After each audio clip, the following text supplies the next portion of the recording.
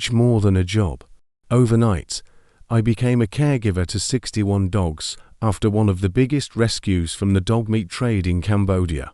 The 20th of September, 2022. Early one morning in February 2021, I woke up to a call from my colleague.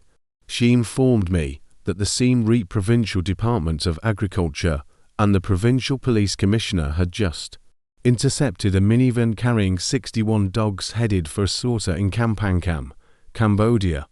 The authorities had called on 4 paws for help, and this situation required all hands on deck. These dogs had been suffering 4 hours, cramped together 8 to 10 to a cage.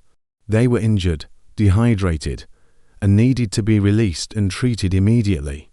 The authorities brought the dogs to our adoption center, where I work, as a caretaker to support dogs to overcome their trauma after being rescued from the dog meat trade. The team and I did everything we could to take care of these terrified beings, confused and traumatized, many of them cowered when we released them from the cages, uncertain if more pain was to come. Doing our best to reassure the dogs, the team didn't waste any time.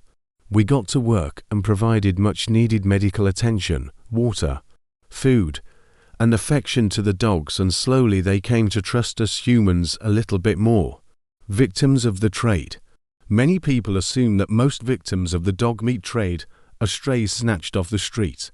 That's not entirely true.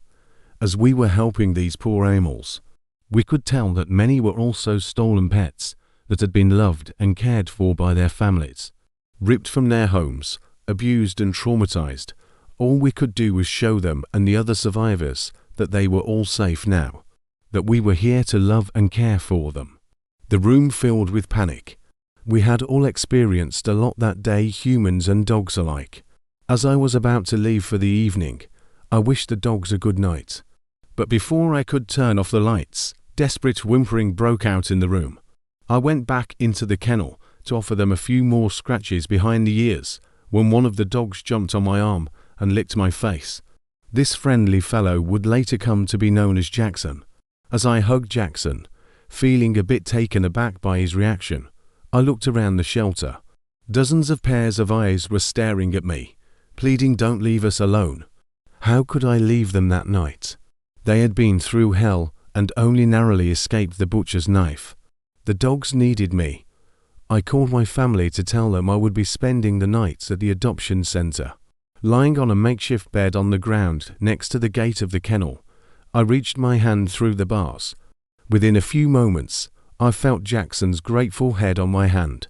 Reassured by my presence, he and the other dogs were finally able to get the rest they needed that night. Empathy, respect and understanding. Caring for dogs rescued from the dog meat trade is so much more than a job.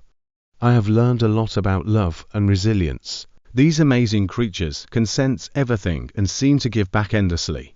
The love and trust I got from these 61 heroes that day is something I will never forget. It breaks my heart to know that millions of dogs are slaughtered in Southeast Asia each year, but these 61 dogs are a reminder that we are making a difference to create a better, kinder world for animals. Public awareness and support are increasing, and laws are changing. As for Jackson, we became fast friends. Each day, I watched how he and the other dogs healed a bit more from their trauma. It is a longer journey for some than others, but I have promised them all that I will be there to help them along the way.